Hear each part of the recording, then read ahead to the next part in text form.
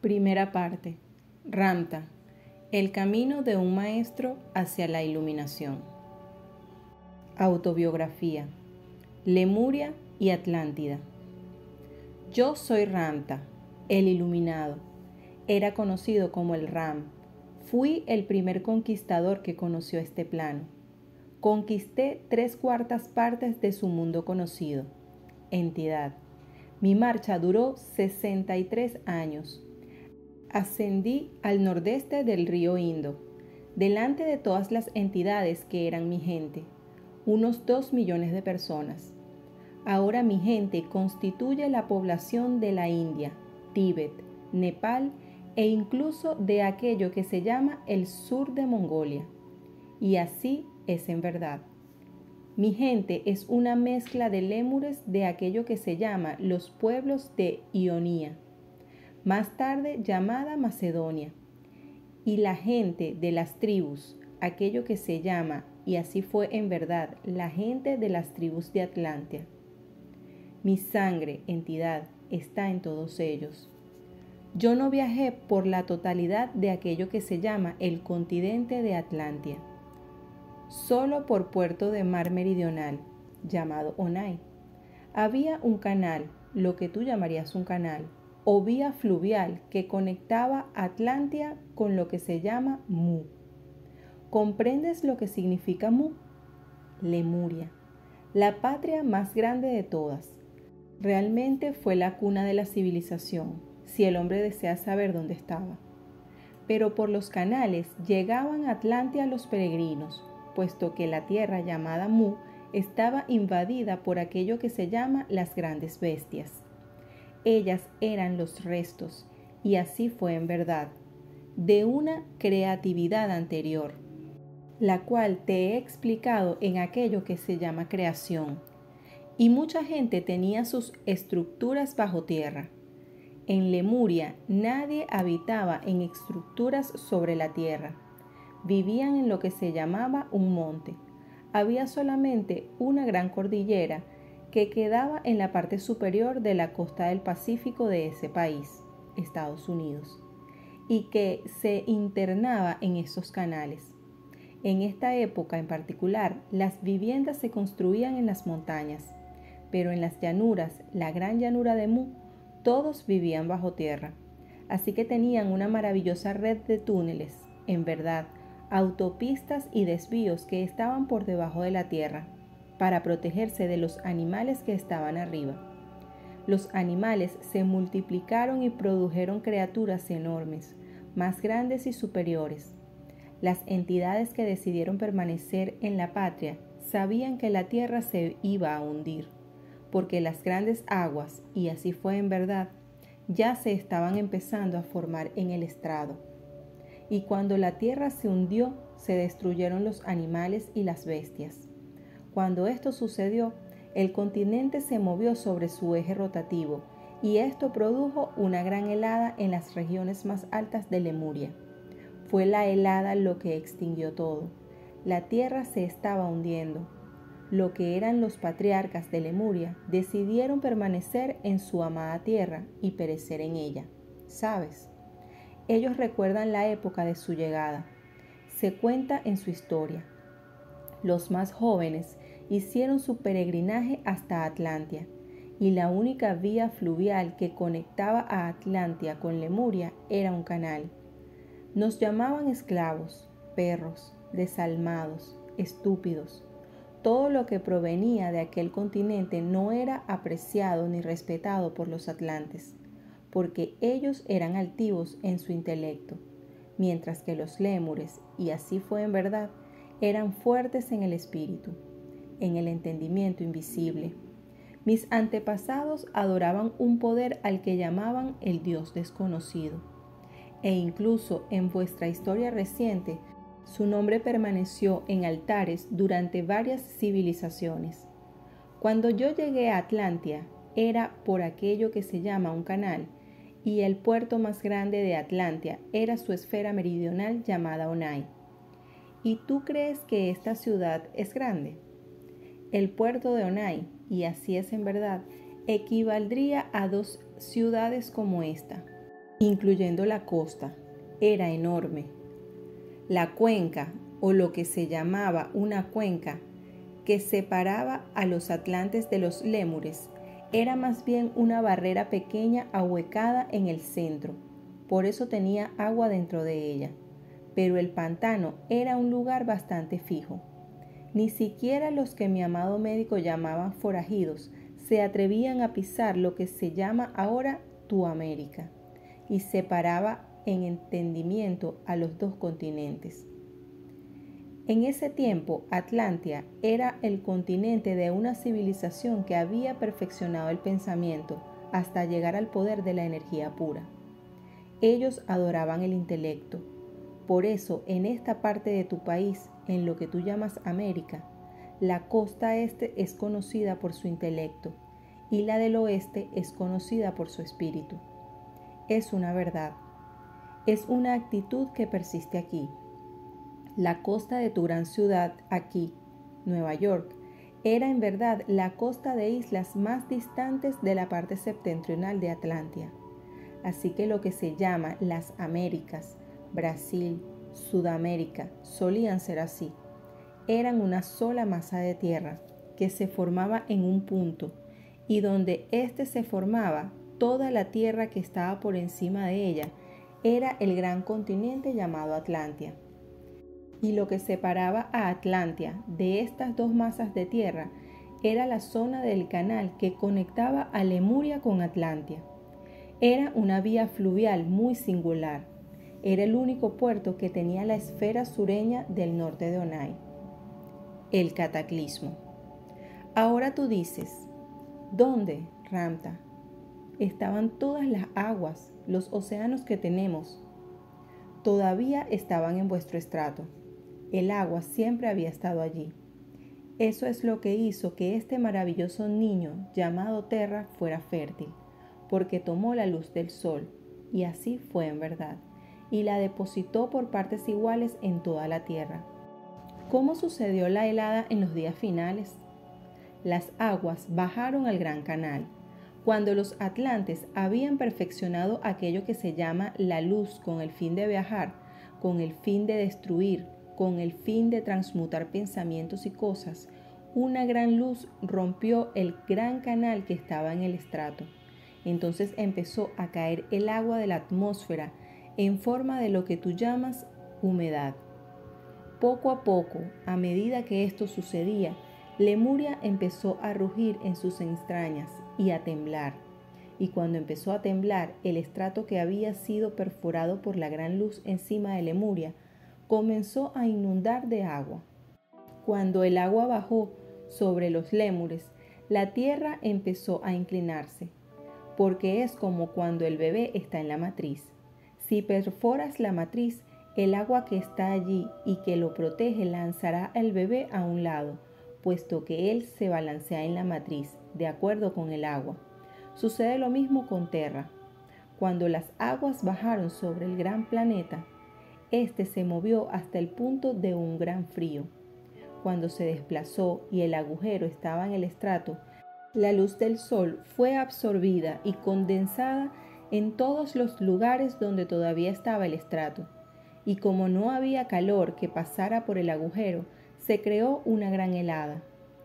Todo se hizo de una forma inmaculada, porque destruyó Lemuria, cuyos habitantes eran llamados perros, y en verdad no cosas, y a todos los animales que empezaban a representar una amenaza para los atlantes.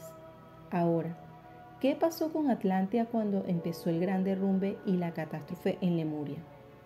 Empezó a caer por secciones.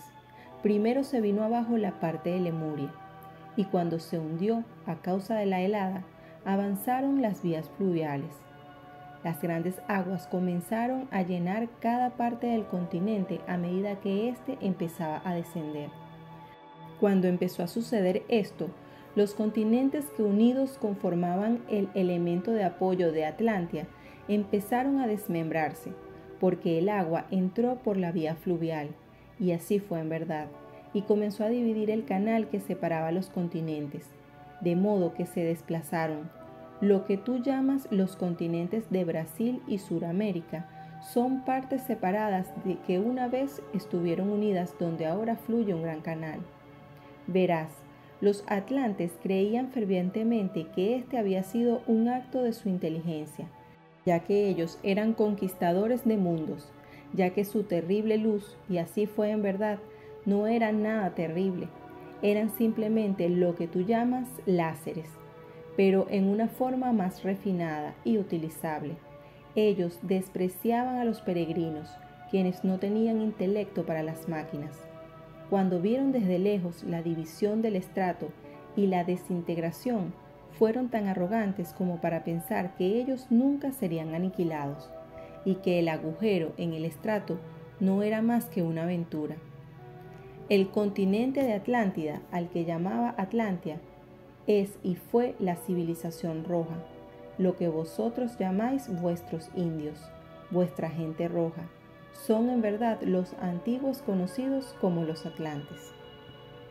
El peregrinaje a Onay. Ahora, durante mi tiempo, cuando los peregrinos se habían establecido y había barrios marginales en Onay, se necesitó mucho tiempo para que entrara en operación esto que les he contado. Se necesitaron 600 años según vuestro cómputo del tiempo, y así fue en verdad. Desde la primera perforación del estrato hasta la inundación y ruptura del canal. Esto es mucho tiempo. No sucedió en un momento. Todos los peregrinos estaban en la región meridional de Atlántida. En esa época, y así fue en verdad, el avance del entendimiento tecnológico ya había alcanzado una gran decadencia.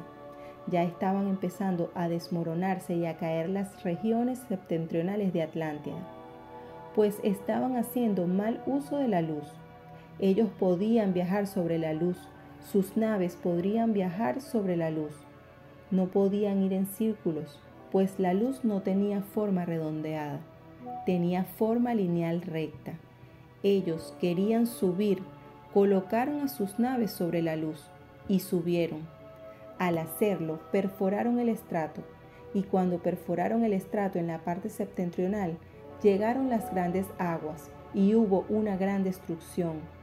Se emitió una gran presión sobre la tierra, y la parte septentrional, que está más allá de vuestra costa este aquí, empezó a caer, a partirse y a moverse. A medida que las grandes montañas se agrietaban y caían debido a los golpes de las olas, esto fue lo que sucedió. Sin darse por enterados, y aunque las masas de tierra caían al agua, ellos continuaban subiendo.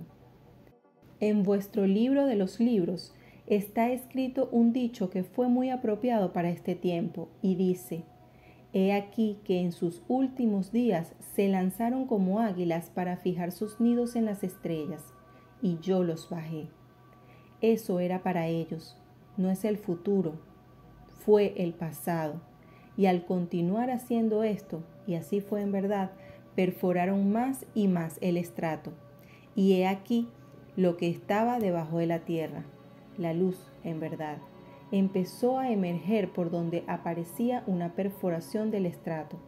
Y toda el agua que permanecía en el otro estrato, que ahora estaba debajo de lo que tú llamas Ecuador, y que envolvía la superficie interior de la tierra, se volvió rígida, porque ya no había consistencia para que el agua transportara la luz equitativamente, para que emitiera calor. Ahora estaba desplazada. El continente se partió de pedazos y se hundió. Yo llegué a Atlantia, y así fue en verdad.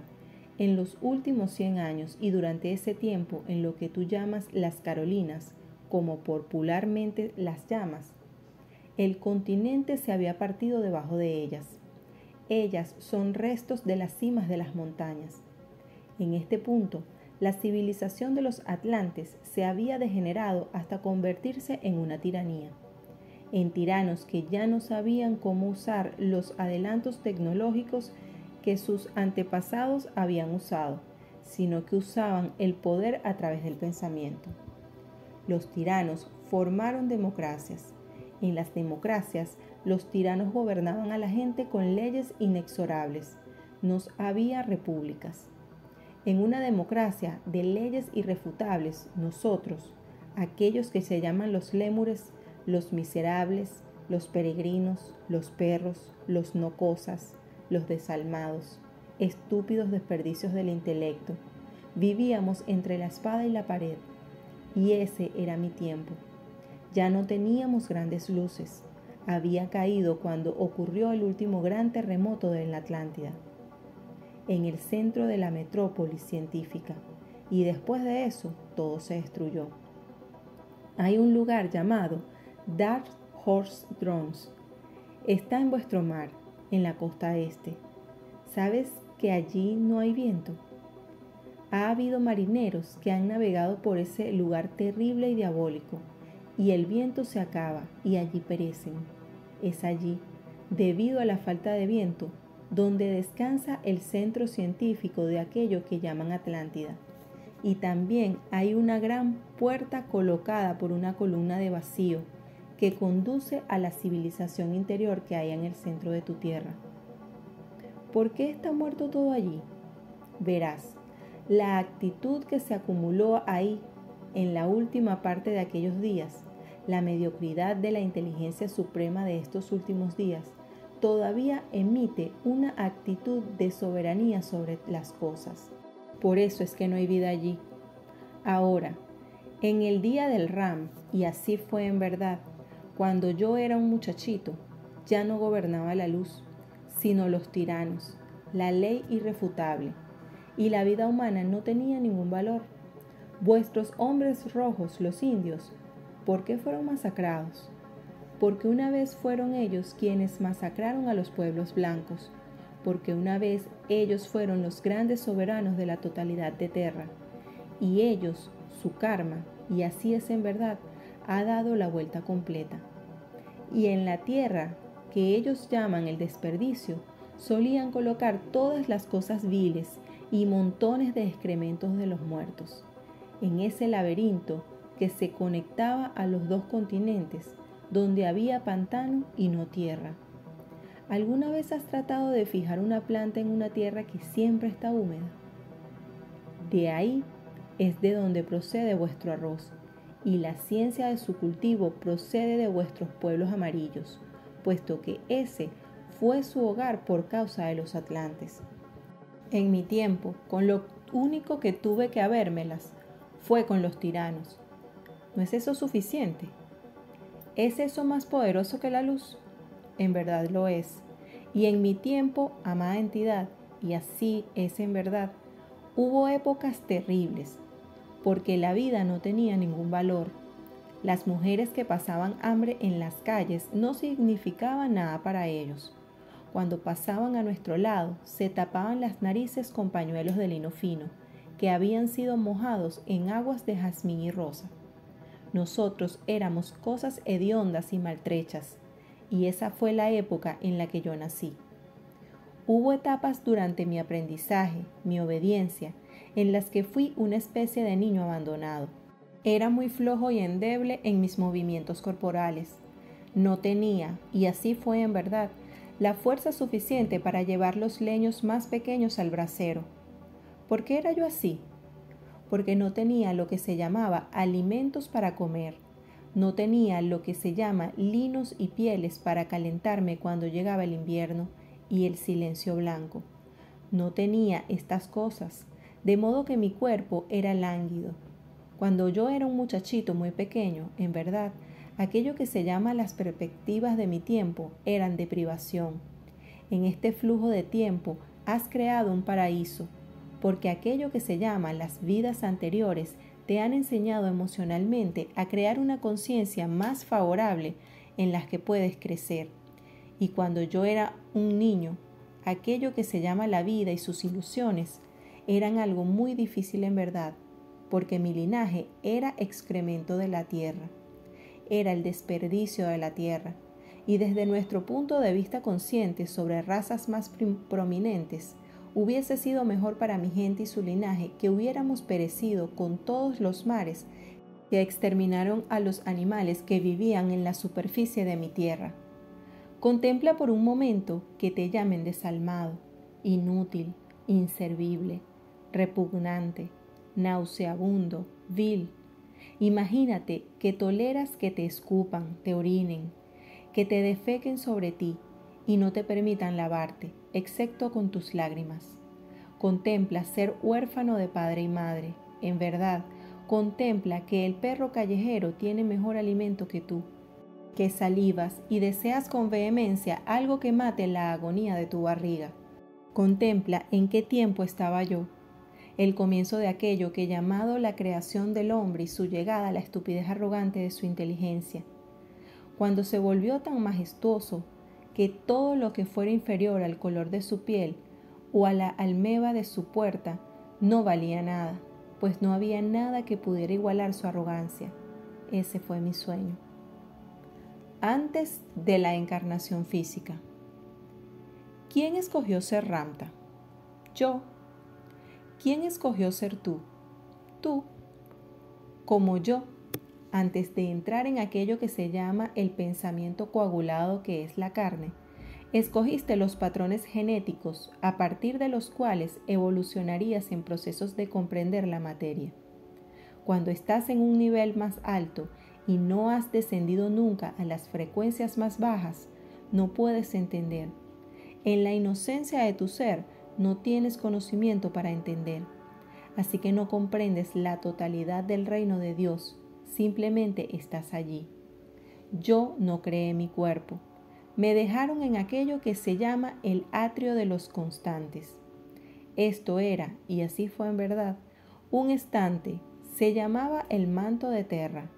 En el manto de Terra, después de las 5 razas que habían descendido sobre este plano, yo fui uno de los que no había descendido.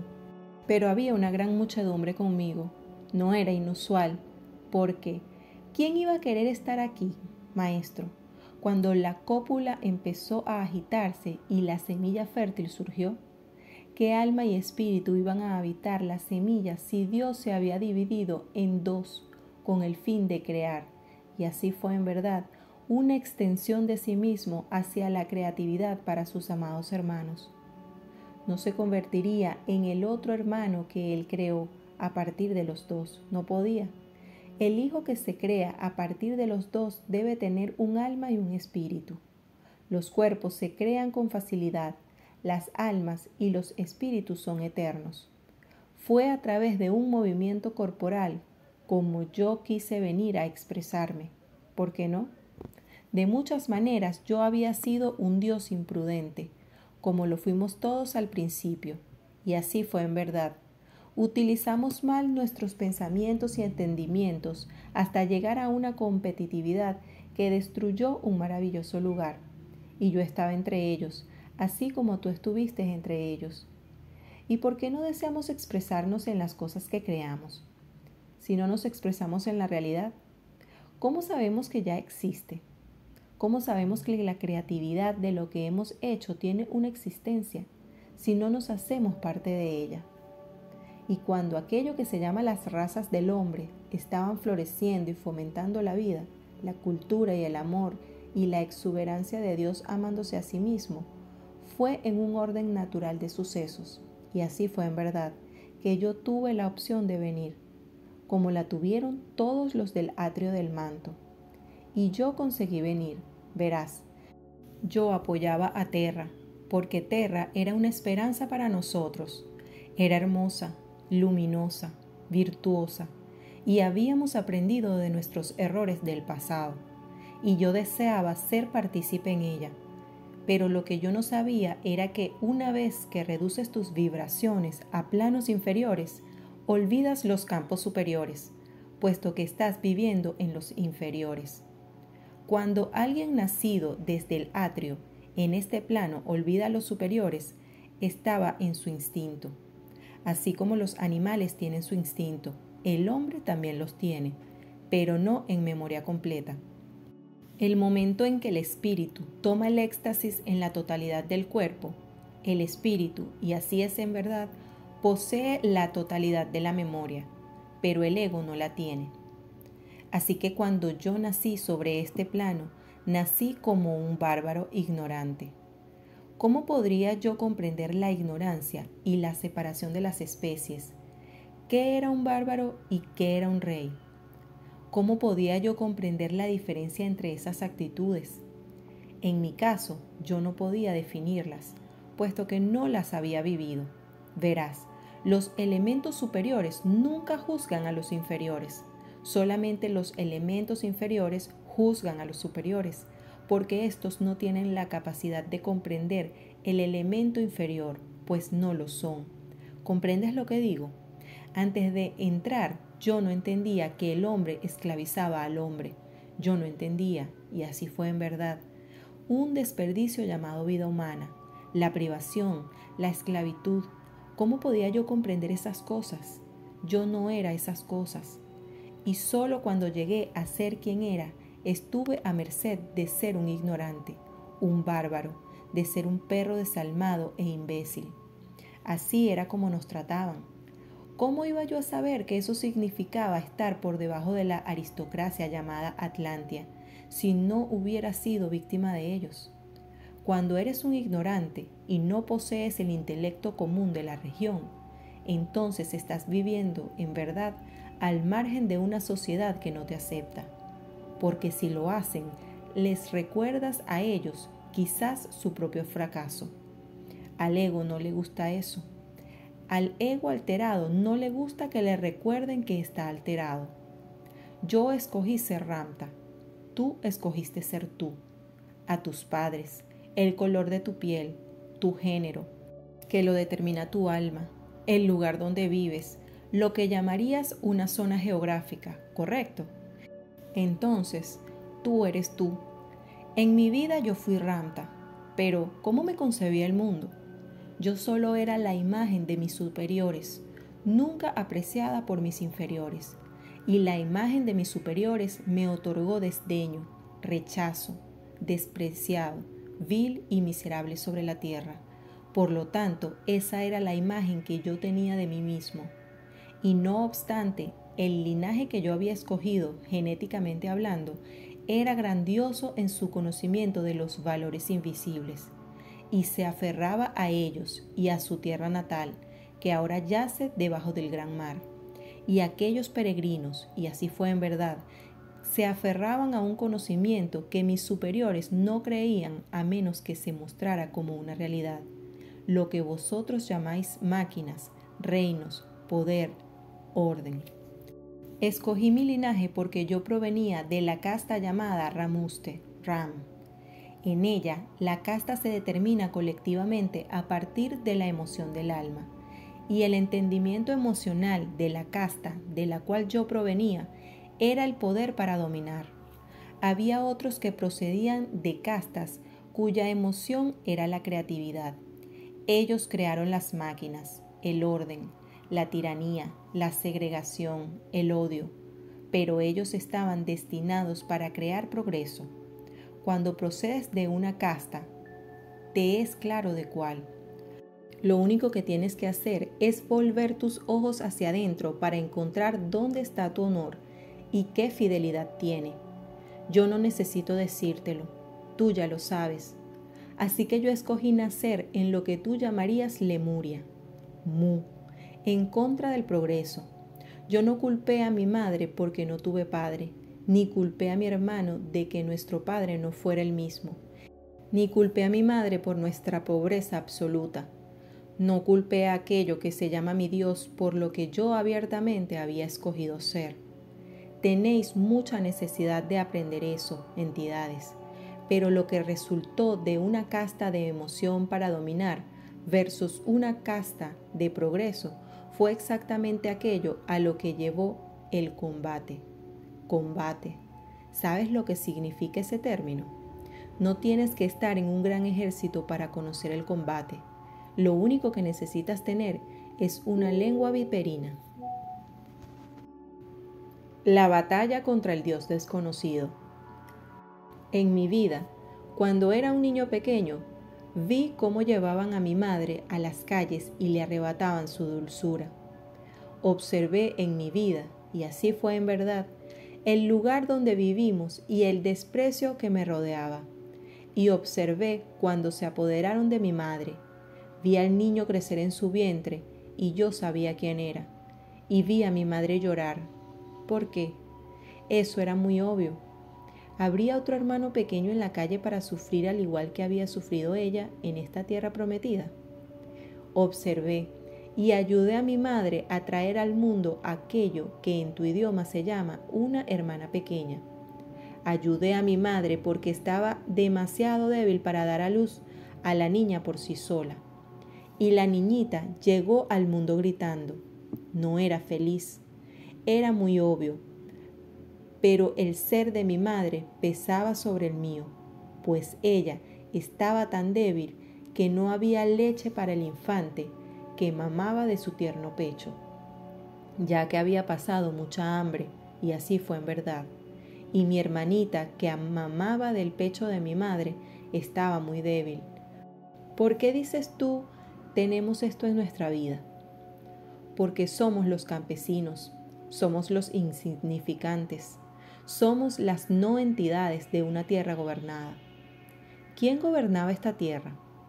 Aquellos con medios que nos hacían vivir en sus tierras y trabajar en sus campos, y que afirmaban que no darían siquiera un tallo para nuestra propia vida. ¿Y qué dices tú hacían ellos con estas cosas? Las guardaban en graneros bajo llave, y he aquí que comían con dedos delicados, con sus caras delicadas. Y yo te digo que esto era injusticia. ¿Y quién es ese Dios del que ellos han hablado? Estoy enfurecido, pues mi madre llora porque no hay leche en sus pechos.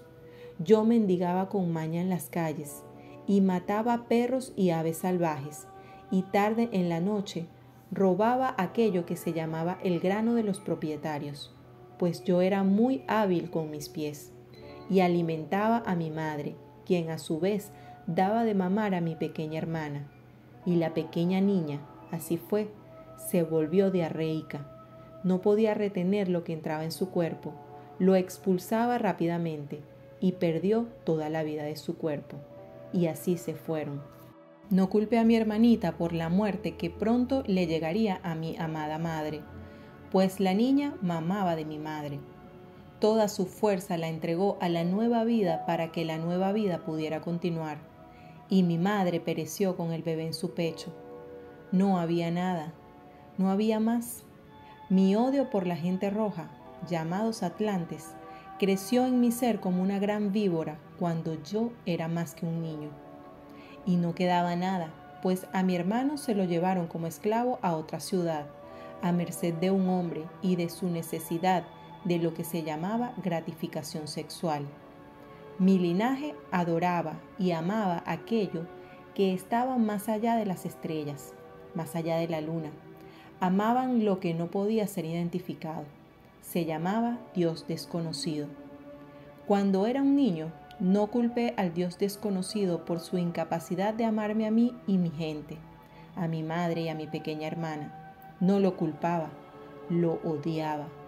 Y en mis tiempos, ninguno de los de mi pueblo murió noblemente. No existía tal cosa como la nobleza, la virtud, en verdad.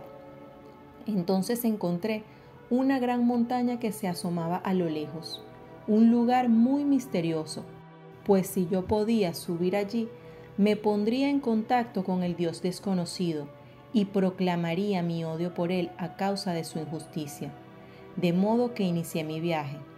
Salgo corriendo de lo que era mi choza, y hay una gran montaña, allá a lo lejos, que apenas veo. Y mi travesía ha sido de 90 días. Después de 90 días, y así fue en verdad, de devorar langostas y raíces y montes de hormigas, encontré esta montaña.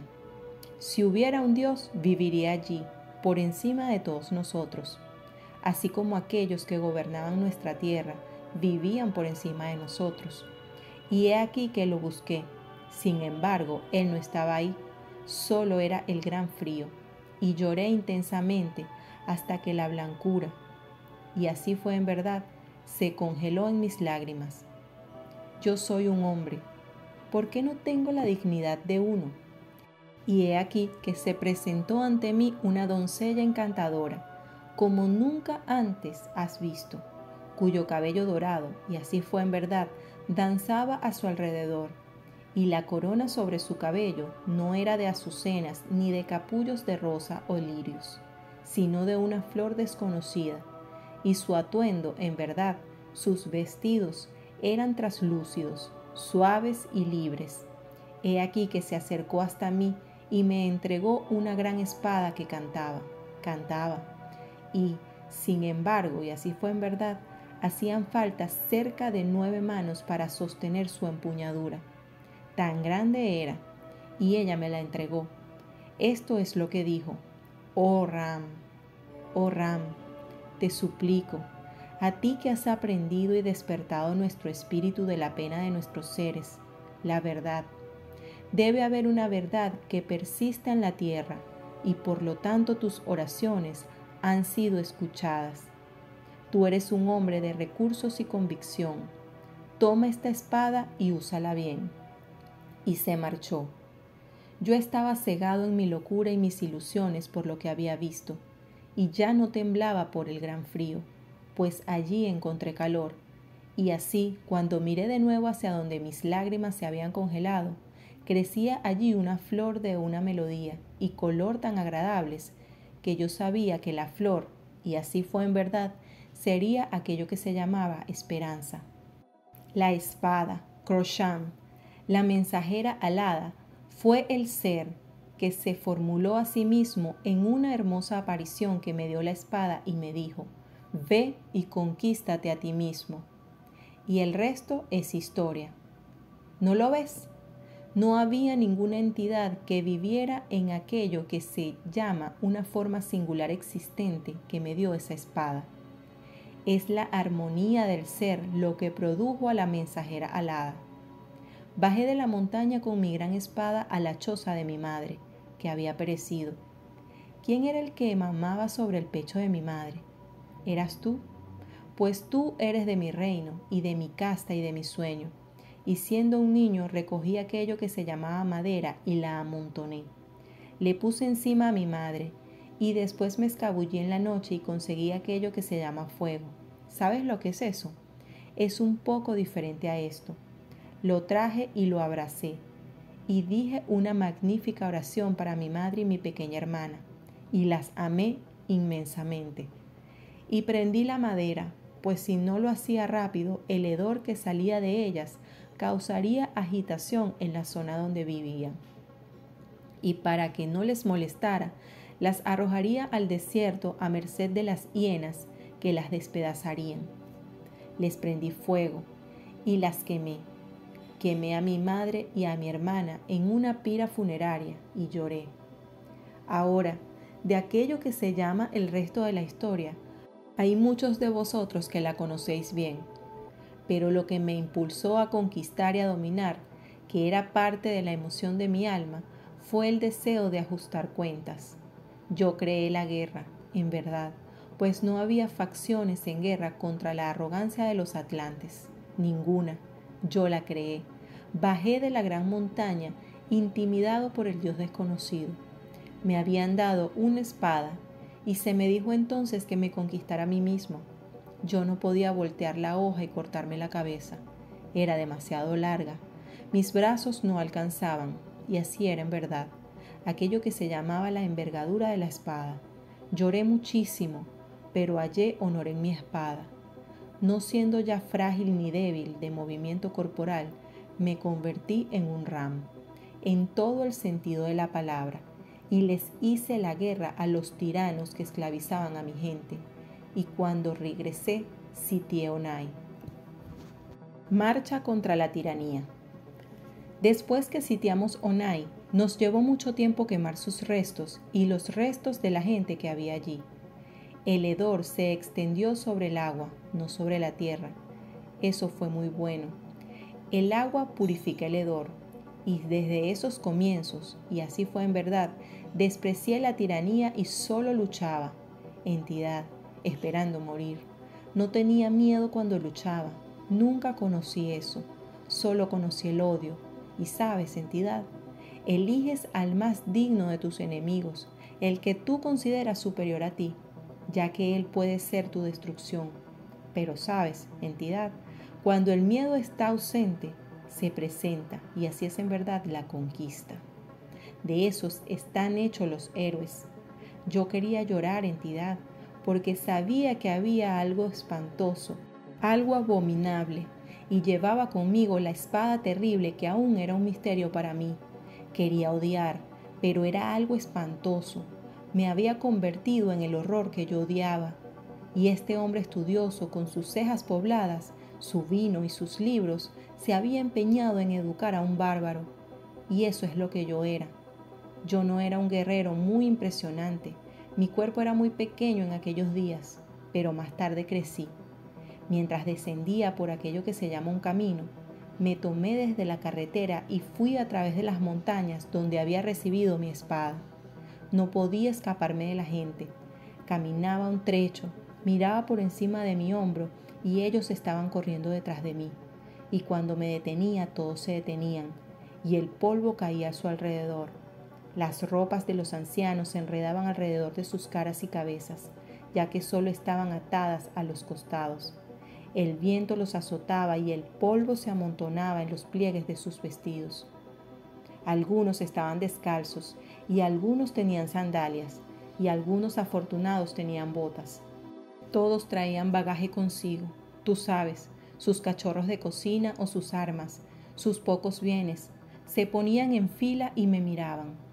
A mi entender, yo era un muchachito, no un hombre, de ningún modo. En cierta ocasión corrí muy velozmente y vi una colina. Corrí de inmediato hacia la colina. Fui hasta un pequeño altiplano y trepé hasta la cima, mientras me arrastraba por el suelo hasta la orilla para ver si los había dejado atrás, para observar cómo me miraban desde abajo mientras yo los miraba disimuladamente desde arriba. Los perros ladraban y los burros rebuznaban, los caballos relinchaban y el polvo se arremolinaba. Por fin me puse de pie y mirándolos les grité: ¿por qué me estáis siguiendo? No quiero que me sigáis. No me gustáis ninguno de vosotros. No me pertenecéis. Os odio a todos. No quiero que me sigáis. Dejadme en paz. Fue como una pequeña rabieta, tú sabes. Mis ojos ardían y todos me estaban mirando. En aquel momento su número era cercano a 500. Todos me estaban mirando. Ancianos de sonrisas desdentadas, una mujer con el rostro velado, sus hermanas detrás de ella. Ni siquiera podías decir si eran mujeres o no. Niños agarrados a las faldas de sus madres, con ojos enormes que se iluminaban, bocas entreabiertas, esperando a que pasara algo, perros olfateando y mordisqueando, buscando algo que comer, las banderas que flameaban, taparrabos, había de todo. Finalmente me sequé los ojos con el brazo, los miré y les dije: no sé hacia dónde voy, soy solo un muchacho, soy un bárbaro, no tengo alma. Yo no soy quien para que me honréis, no me sigáis. Y de en medio de la multitud salió un hombre joven. Tenía una pequeña arpa y estaba envuelto en aquello que se llama una túnica muy toscamente tejida. El tinte era muy pobre, ni siquiera era un buen tinte, era de un color parduzco terroso y le cubría el cuerpo. Sus brazos eran firmes y redondeados, resplandecían, y la túnica le llegaba a las rodillas, y dejaba ver unas piernas robustas como las de un granjero, y el sol lo había bronceado muy bien, y tenía un cabello muy rizado y muy negro que se enrollaba alrededor de su nuca. Casi era bello, y todos murmuraban y se hacían a un lado para dejar que el joven pasara. Y él empezó a hablar, y yo le di la espada y dijo: Gran Ram, escucha, tengo un regalo para ti. Me di vuelta y empezó a cantar, y cantó una canción de esperanza y sobre los desesperados. Hablaba de la tierra y el mar, de familias y fantasmas sin nombre. Somos los desterrados de todo lo que existe, pero hemos conseguido sobrevivir cuando todo lo demás pereció. Somos los inservibles de los cerdos y colores, y nos hemos unido para ver nuestra libertad. Y tú, gran entidad, que nos has liberado de todas nuestras cadenas, eres nuestra familia para siempre. Y tú donde estés, estaremos nosotros, y donde duermas, Allí dormiremos, y cuando estés sediento también nosotros beberemos, y a donde quiera que vayas, contigo iremos. Y la gente, los ancianos, comenzaron a cantar. Algunos no podían recordar las palabras, pero cantaban, y muy pronto todos estaban gozando de la maravillosa armonía. Y yo caí de rodillas y lloré. Y ellos cantaban al gran día del Ram, el muchacho conquistador, y cantaban y cantaban y cantaban. Las mujeres empezaron a bailar, las ancianas hicieron fogatas y comenzaron a preparar pan. Lo amasaban con las manos y lo ponían en el fuego, y muy pronto llenó el aire el aroma de un buen guisado. Pan ácimo, vino agrio, sudor, canciones, grasas, tabaco, orina de los animales, algo de estiércol y de vez en cuando un delicioso aroma a jazmín. Yo me senté en la orilla y no sabía qué hacer con todo esto. Ni siquiera pude cuidar de mi madre. ¿Cómo podría hacerme cargo de todo esto? Y las canciones continuaron. No me podía dormir. Me levanté y escuché que alguien se acercaba detrás de mí. Era mi viejo maestro. Tenía unas cejas muy pobladas y yo nunca podía ver hacia dónde miraban sus ojos. Me recordaba a un mago y se acercó a mí y me sacó un taburete. Se sentó y se acomodó en él. Era un hombre al que le gustaban las comodidades. Sacó una botella de su excelente vino. Él bebía en aquello que se llamaba una copa y me la dio. Yo bebía de la botella. Era un inculto. Y él fruncía el ceño y me miraba para el otro lado. Me dejó algo de queso y un poco de pan y me dijo, «Te traje a alguien». Y yo lo maldije de miedo, y él ni siquiera toleraba lo que yo estaba diciendo. Y llegó con el hombre del arpa. Este volvió su rostro, miró las estrellas y empezó a tocar. Yo estaba muy irritado, y el anciano me dijo que bebiera todo y que tomara un poco más, y lo hice. Y las cosas se pusieron cada vez mejor. Los sonidos se volvieron mejores y mejores.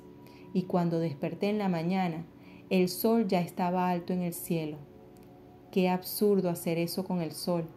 Y al mirar hacia el suelo, vi un insecto arrastrándose, con su cabeza en mi hombro y mi brazo, y lo aparté rápidamente. Y mientras estoy mirando, ahí estaba el hombre que tocaba el arpa. Rehusé hablar con él y me dijo, «Señor, permíteme. Todos somos una gran familia y te amamos. Escucha sus gritos. Te necesitan y te aman. Se están reuniendo. Hay algunos que se están agrupando. Iremos a donde quiera que tú vayas y moriremos contigo. Escucha sus gritos». Abrí mis oídos, miré hacia abajo y allí estaba todo ese griterío. Los ancianos todavía sonreían, las mujeres sonreían y los niños jugaban. Les pedí que se quedaran quietos y se quedaron quietos. Comencé a hablarles. Les dije que no sabía a dónde iba, pero que iría a algún lugar. Si no tenían un hogar podían seguirme. Y se alzó un gran griterío. Y descendí hasta las asambleas que había en sus campamentos. Bajé y los observé atentamente. Y cuando me detenía y miraba alrededor, ellos se detenían y me observaban. Yo daba un paso y ellos daban un paso. Yo corría y ellos corrían. Fueron conmigo, marchamos y se apoderaron, y así fue en verdad de aquello que se llama un castillo, no lejos de Onay, y jamás vi guerreros semejantes. Yo nunca supe que los ancianos podían ser tan ágiles cuando lo necesitaban. Jamás supe que las mujeres, y así fue en verdad, podían ser tan veloces y que podían levantar la masa de cualquier cosa, recogerla y volverla a poner en su lugar. Jamás supe que los niños, y así fue en verdad, eran tan tranquilos. Cuando se terminó todo, se nos unieron gentes aún más diferentes, y yo tuve mi familia. Y después de cada batalla, cuando todo estaba resuelto, ellos repetían el mismo griterío y la misma danza. Y las mujeres con sus panes ácimos, y los hombres que escupían y apostaban, y el ejército se hizo más y más grande. En el momento de la ascensión eran más de 2 millones. Eso es un montón de gente gritando. Esa es la historia. Ya no soy un muchacho pequeño, ya no soy un bárbaro, ya no soy un conquistador. Yo soy ¿por qué dices tú que me conocían como el Ram? Porque cuando me ungieron sobre una gran montaña, me llamaron el Ram, que desciende de la montaña hacia los valles. Yo no asediaba reinos, dejaba que ellos mismos se asediaran, y mi ejército trajo justicia a la región y a todas las tierras sobre las que marchábamos. Y las flores, donde quiera que pisábamos, crecían con libertad. En mi furia y mi hostilidad y mi deseo de ser noble y honorable con lo que sentía, me convertí en una gran entidad. ¿Sabes lo que es un héroe? Bueno, yo fui uno, en verdad. Y el héroe, así es en verdad, defiende la vida y pone fin a las injusticias de la vida misma, sin darse cuenta de que también está creando una injusticia. Pero durante 10 años después de eso, fui impulsado por el afán de dar muerte a la tiranía y de hacer más atractivo el color de mi piel. ¿Cómo podía yo enfrentarme a una luz tan poderosa? Yo luché contra una actitud y ascendí, amado maestro, y así fue en verdad, antes del último cataclismo de Onai, antes de que se cayeran las últimas aguas del Astrato. Y tuve el gran privilegio de viajar por Sudán y a Egipto, y a través de las tierras persas. Ya no las reconocerías. Llegué hasta Indo, en la esquina más alejada del nordeste del Indo, donde el sol es especialmente maravilloso. ¿Y sabes tú por qué se pone de este a oeste en lugar de norte a sur? Qué lástima, si el sol se hubiera puesto en el sur, donde ya no se podía ver, puesto que las partes delgadas del estrato todavía cubrían esa zona, fue algo maravilloso que se quedara atrapado en los reinos de este y oeste. Durante toda mi vida y mis últimos años yo me deleité mucho amando el sol, la luna, el viento y las estrellas, la vida. Y lo que nosotros derrotamos, maestro, eran tiranos, pero solo para mi gran desgracia, para que volvieran a nacer como tiranos religiosos, quienes según parece son más peligrosos. ¿Estás iluminado? Atravesado por una espada. Llegó, y así fue en verdad, el 10º año de nuestra marcha.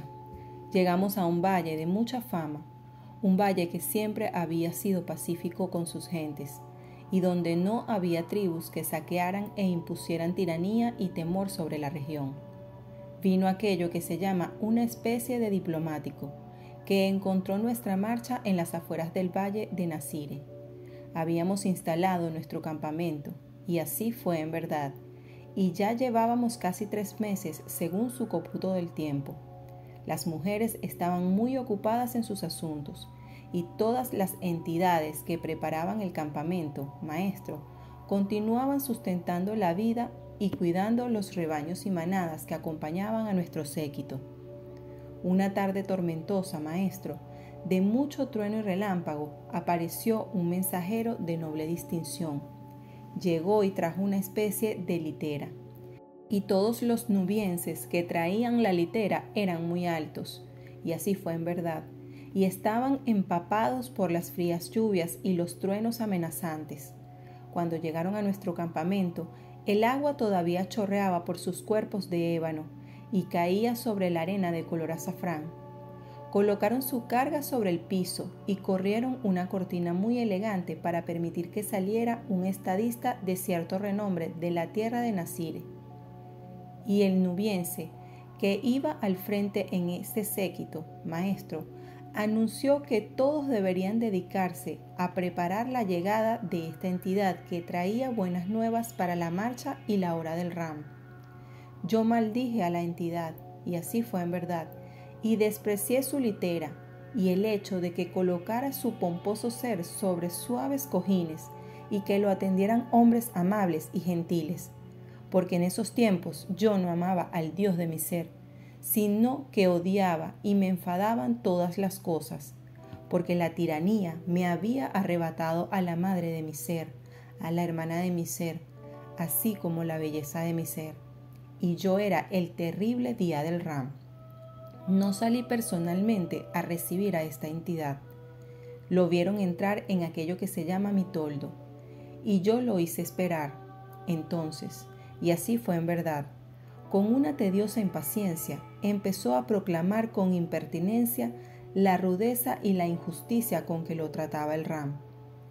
El Ram sale y la entidad empieza a anunciar que el Ram y su ejército habían sido invitados al palacio de Nabor en el valle de Nasire, para que fueran los huéspedes de un gran concilio que se había reunido. Y así fue en verdad, con el fin de preparar tratados para que su tierra no fuera atormentada, quemada, ni sucumbiera ante el terrible día del Ram y sus ejércitos. Ahora, esto yo lo cambié de actitud y le entregué mi emblema, y así fue en verdad, para que lo llevara a su noble señor, y yo prepararía un séquito apropiado, así como la hora para encontrarme con él dentro de 3 días en su cómputo de tiempo, y así fue. Permíteme que te dé una descripción del palacio de Nabor. Cuando te acercas a él, cruzas una especie de lecho de río, cuyas aguas no son torrentosas, pero de piedra en piedra caían unas pequeñas gotas y pasaban a un hoyo olvidado que salía del otro lado de una pequeña montaña. Y cuando nos acercamos al palacio, maestro, si te asomas y miras al nordeste, al otro lado del río verás lo que se llama Ptolomeo. Es un gran montículo, y frente a nosotros se levanta una gran fortaleza, siniestra, imponente y hermosa.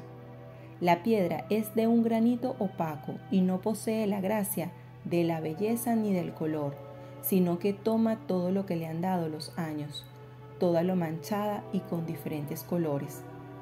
Los portones son de bronce. En esta época, maestro, los metales negros, el hierro como lo llamaban en tu tiempo, no se habían trabajado sobre la tierra como ahora, y todos los objetos que se requerían de fuerza, y así fue en verdad, eran de bronce. Las puertas eran de bronce, y eran magníficos portones.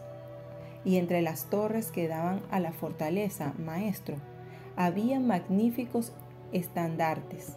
Eran hermosos, de seda y de todos los colores. Cuando el séquito del Ram se acercó por el otro lado del pequeño e insignificante río, sonaron trompetas. Y mientras ascendemos por una tierra desolada y veo que allí no crece ni florece nada, empiezo a preguntarme cómo podía sobrevivir este lugar en medio del desierto yermo. Las alas de los poderosos portones se abren, y he aquí que mi compañía entra, y nos reciben los llamados Timetres en tu tiempo. No son amantes de las mujeres, no son amantes de su propia especie, tienen toda la confianza del jefe del palacio de Nabor y nunca lo abandonan. Y se acercan, maestro, y nos hallan dignos de su favor.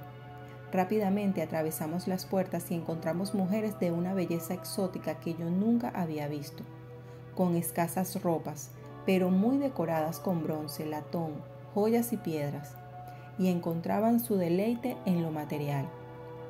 Los jardines son maravillosos, el aire está perfumado dentro de los portones de Nabor, y hay fuentes de donde brota el agua perfumada con jazmines, lirios y rosas, y tienen árboles cuyos troncos han bruñido y pulido de tal forma que cuando uno les coloca la mano se siente aquello que se llama la suavidad de la corteza. Las hojas son verdes y flexibles, y los capullos florecen. Es algo muy peculiar, y si uno mira no encuentra un camino vulgar, maestro, sino un piso que es del granito marmóreo más blanco que jamás haya visto. Es tan blanco, maestro, que ni siquiera he visto nieves en las altas montañas que se comparen con él. Es todo limpio y puro. Bueno, esto me maravilla. Colocamos nuestros pies sobre él e inmediatamente se refrescan. Hay descanso y confort en este refugio en medio del desierto en el valle de Nasire. Nos llevan y nos guían por jardines donde se asoma por detrás de las puertas una procesión de flores caídas de color púrpura, blanco y rosado. Se escucha música y voces suaves, voces apagadas de historias nunca dichas que suceden detrás de los muros y los jardines interiores. Y mujeres de gran belleza, maestro, tientan a todos los de mi compañía, y sin embargo, todas parecen la misma. Nos dicen que nuestros aposentos están preparados. todos compartimos los mismos aposentos, porque no queremos estar separados. Y he aquí que hay pinturas y cenefas que son aún más hermosas que las que hemos visto en la habitación anterior. Y el magnífico salón que ocupamos es una terraza abierta que da a un jardín exuberante y fértil. Hay una piscina con peces extraños, y hay cojines y floreros y jarrones de alabastro, ungüentos perfumados, pinturas y cenefas en las paredes que describen batallas desconocidas para mí. Y hay sirvientes que son sordomudos y no saben nada, excepto servir. Están desnudos, y así fue en verdad, excepto por un collar que llevan alrededor del cuello y se deleitan en servir. Hay una pequeña mesa con incrustaciones de perla, hecha de madera de limonero, y una dádiva de vino exquisito y perfumado. Hay frutas, dátiles y carnes. Hay buena comida para nosotros y una comodidad que nunca habíamos experimentado. Y es extraño observar a las entidades sordomudas que nos atienden. ¿Cómo saben que deseamos algo? Nunca nos dejan solos y observan todo lo que hacemos. Y si uno pasa de este espléndido cuarto al jardín lleno de columnas, se encontrarán con estatuas que no son de animales o de Dios, sino de personas que parecen idénticas. Todas son hermosas, maestro, y todas son idénticas.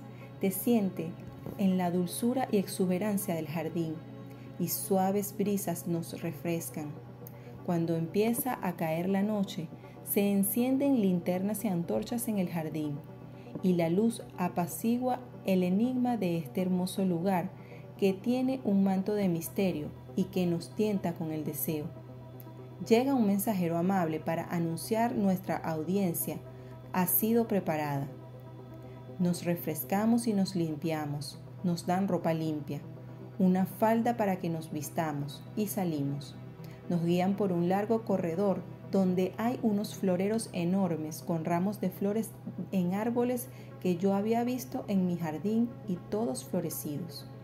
Estamos en aquello que se llama una antesala, frente a un enorme guardia, y allí espera, maestro, una entidad muda muy peculiar. Es pequeño, su cabello está descolorido, como blanqueado por el sol, sus ojos danzan con un fuego cálido, es musculoso, y yo asumo que es un atleta, un amante de los deportes, y me pide con la mano, maestro, que le entregue mi espada. No es apropiado que entremos armados a este lugar sagrado. Le doy mi espada al mudo, la toma y la observa con mucho estilo, y la considera un tesoro. Cuando las puertas se abren, me permiten entrar a mí, y así fue en verdad, pero no a mi compañía. Entonces, con la idea de lo que en tu tiempo llamas conversaciones preliminares, entro y veo hombres que están ungidos y perfumados y adornados con gemas de todos los colores imaginables. Hasta sus sandalias están bañadas en oro. Con seguridad, nunca han conocido el desierto y todos sus efectos. Y yo los desprecio porque se pudren en medio de su limpieza. Y seguramente hay siervos en este palacio, hay quienes están bajo su poder que no pueden hablar, maestro, que deben obedecer y me piden que entre. Su número es 4. Cuando me acerco, escucho las nubladas y delicadas lenguas que empiezan a decirme cuán grandioso es mi ejército y cómo desean que mi campamento se acerque a su valle y a su palacio, y que cuán grandioso sería que su cultura, aunada a la nuestra estimada fuerzas, pudiera producir una potencia extraordinaria. Y yo guardé silencio. Y entonces, cuando uno se decidió a llamar las cosas por su nombre y llamó a mi grupo a la enorme fuerza paganos, maestro, lo escupí y lo llamé cerdo. La entidad tenía un odio feroz que salía de sus ojos, los cuales se dirigieron al otro lado. Y por mi retaguardia apareció, maestro, sin que nadie lo viera, una entidad muy poderosa con una gran espada, y me atravesó con ella. Sentir una hoja que penetra la espalda de tu ser y que rompe las costillas perforando desde la espalda y que corta lo que se llama los conductos y pulmones y raja este lado del estómago, maestro. y encontrar que su punta abulta esa zona blanda en la parte frontal de tu cuerpo, maestro, y sentir el calor de tu ser estimulado a través del metal que ahora está dentro de ti, maestro, es una experiencia inolvidable. Me habían atravesado. La entidad que era muy hábil con la espada la había introducido y había empujado a tal profundidad que el mango de su espada quedó al ras con mi espalda y luego la sacó. Hay una caída. Miro al suelo y se acerca a mí lentamente. Mientras voy cayendo al suelo, veo las desigualdades en el mármol blanco que tiende hacia el color gris. Mi rostro golpea el mármol frío sin calor, y mientras yazgo incapaz de ver desde el lado derecho de mi rostro y sin poder hablar porque mi boca está sobre la superficie fría, suave e inflexible, hay algo que me grita desde las profundidades dentro de mí, y empiezo a ver un río escarlata que fluye y refluye de mi ser. Hay una hendidura en lo que aparentemente era un piso perfecto, maestro, y veo cómo este río escarlata fluye al piso y cae en la grieta. Es mi vida. Es la vida que fluye de mí. ¿Qué hay de la mujer que me amaba? Ya no está con vida. Y la madre que amé tampoco está viva. Y la caricia de una dulce mujer nunca la conocería. Y los hijos de mi semilla los habían declarado bastardos y habían sido rechazados. Y el magnífico árbol al que escuchaba cuando el hambre arrebataba mi ser.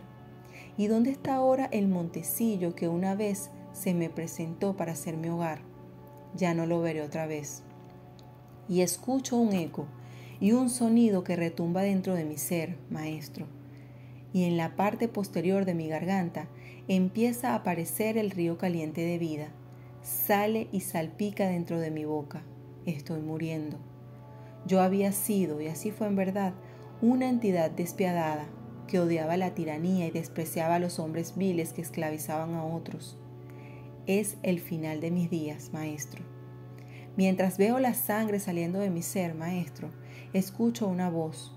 Me habló y me dijo, ponte de pie, me dijo, ponte de pie. Empecé a doblar las rodillas para incorporarme, y al hacerlo escuché como la vaina vacía golpeaba el piso y lo raspaba. Me apoyé sobre las palmas de mis manos, alcé la cabeza y erguí mi rostro, maestro.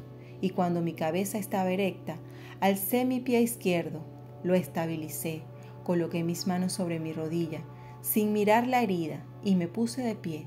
Escupía sangre, salía de mi boca, maestro, y la entidad que me había traspasado soltó su espada, agarró el amuleto que colgaba de su cuello y huyó. Y los hombres de barbas rizadas y cabezas ungidas, que al principio creían que yo era inmortal, maestro, ahora lo comprueban y salen despavoridos. Y he aquí reúno todas mis fuerzas y aprieto mi herida, mientras el río de sangre se escapa por mis dedos y baja por mis piernas, maestro. Se acerca el mudo que estaba fuera de la puerta y que me había pedido la espada, y al ver que el Ram está de pie, se arroja a mis pies pidiendo misericordia. Aunque no puede hablar, me suplica clemencia. Se la concedo porque, ¿cómo podría tener yo la fuerza para condenar a este hombre que ha pedido perdón cuando mi barriga está abierta y mis entrañas ya empiezan a ver?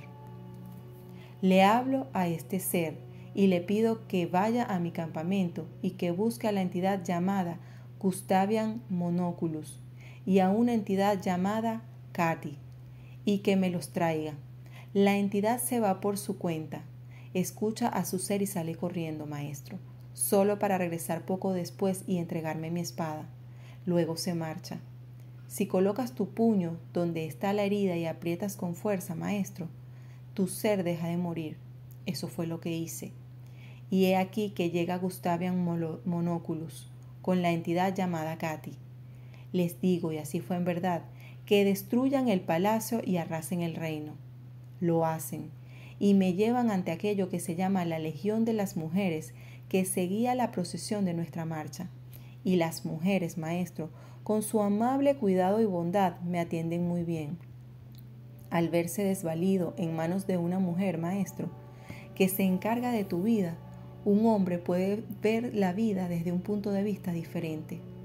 No puedo olvidar la voz que me hizo ponerme en pie y evitó que pereciera. Y busqué encontrar el rostro de la voz. Cuando me curé de lo que había sucedido, empecé a conquistar y amar aquello que había conquistado.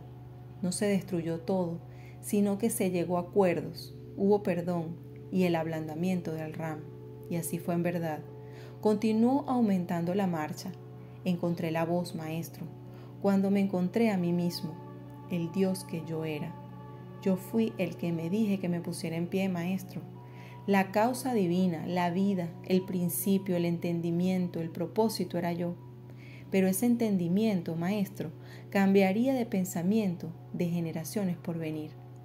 Y solo cuando me atravesaron con una espada tan grandiosa, fui lo suficientemente humilde como para comprender mi propósito y por qué me habían penetrado y por qué lo había permitido. Y el tiempo que me llevó lograr la iluminación fue desde el 10º año de mi marcha hasta los 63, según vuestro cómputo del tiempo. Pero yo soy Ramta, lo deseaba, lo quería, amaba al Dios desconocido, fuera lo que fuera, y después de 63 años de contemplar y entender de dónde procedía el odio, quién lo creó y por qué, llegué a un acuerdo conmigo mismo. Y cuando lo hice, mi mente se liberó como un gran pájaro que se eleva en los cielos del pensamiento, la sabiduría, la creación y el entendimiento. Yo odiaba, pero tenía un deseo de dominar esto. La manera primitiva era matarlo en otros, asesinar el reflejo de lo que yo despreciaba en otros y deshacerme de ello y darles todo a los pobres, a las criaturas maltrechas que ni siquiera tenían un alma. Bueno, incluso después de todo eso yo no podía conciliar el sueño, pues era una entidad atormentada, porque aunque lo tenía todo, no tenía aquello que llamaba paz, que es el resultado de un entendimiento emotivo de mi yo, de Ramta. La cabaña de Ramta. Durante aquello que se llama la Gran Marcha, había períodos en los que yo contemplaba a un tirano. Lo observaba 2 años antes de sitiarlo.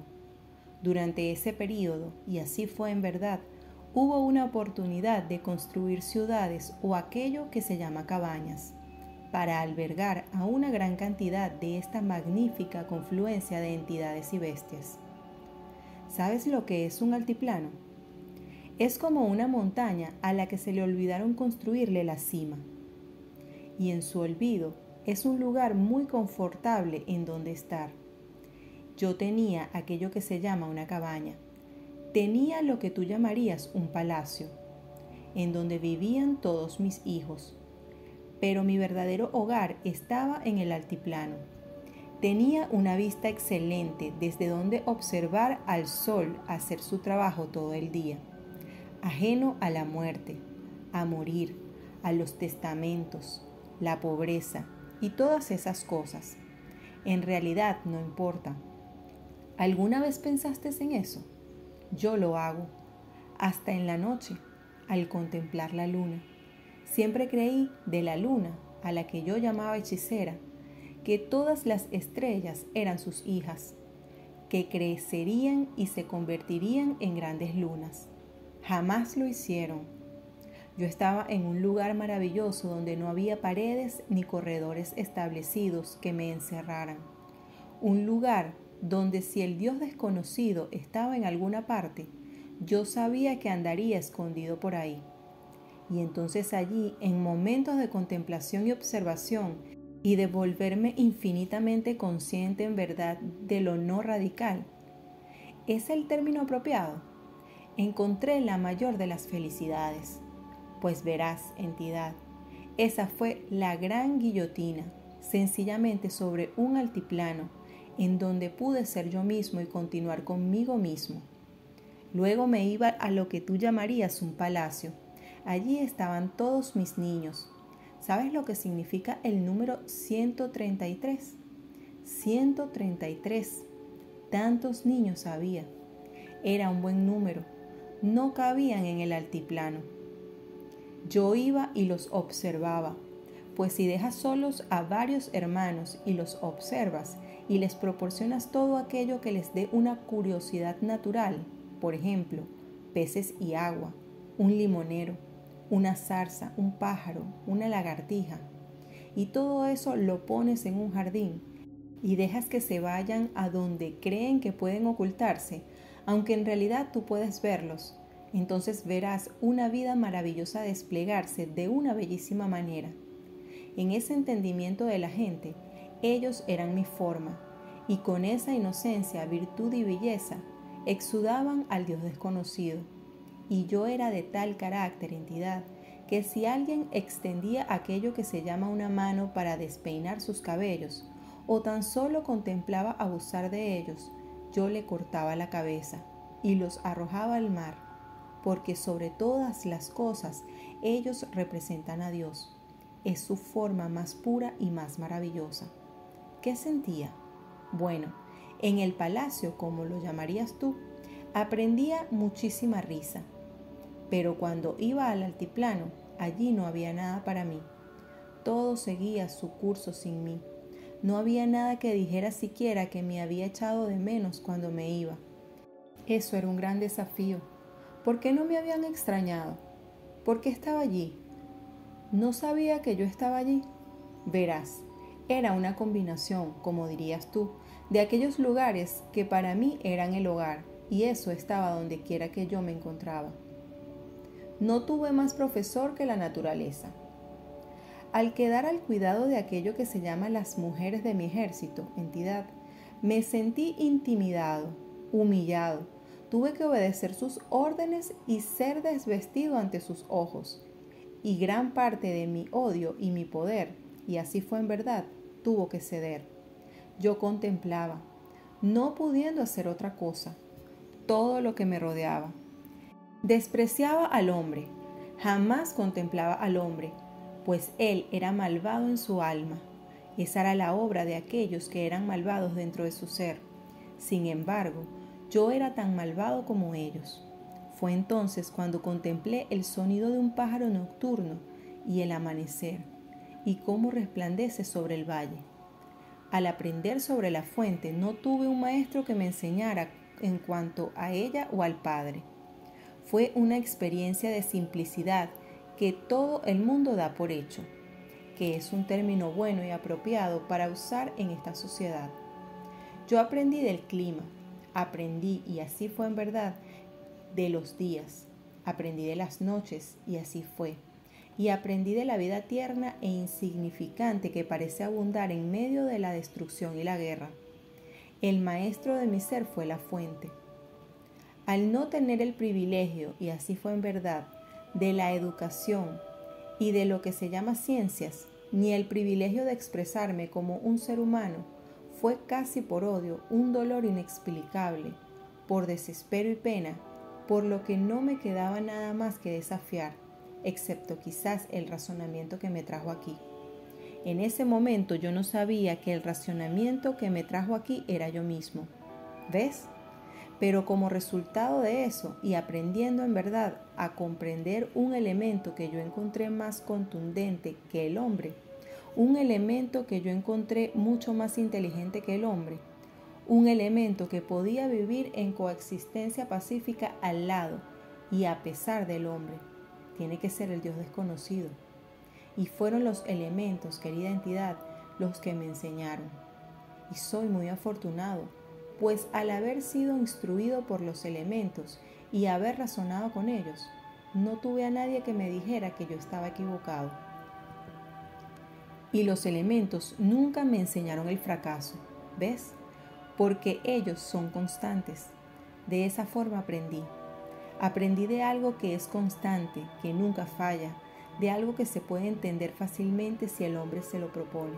Y por eso, y así fue en verdad, no tuve a merced de la hipocresía, del dogma ni de las creencias supersticiosas o de los dioses de múltiples caras, y así es en verdad, a quien tú estás tratando de complacer, o del estigma de que quizá éramos inferiores en perfección y que nunca podríamos lograrla. Nunca estuve en manos de esa clase de enseñanza, por eso fue más fácil para mí hacer en mi única existencia lo que a muchos les ha tomado un milenio, porque ellos han buscado a Dios en el entendimiento de otro hombre. Han buscado a Dios en las reglas gubernamentales, en las reglas eclesiásticas, en la historia, sobre la cual ni siquiera cuestionan quién la escribió y por qué.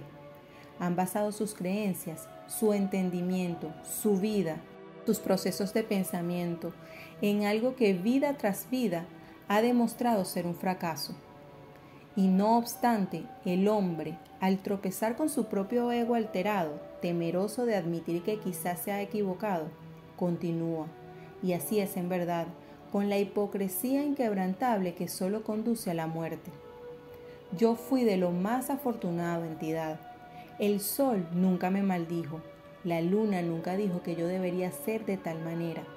El viento jugueteaba conmigo y me provocaba.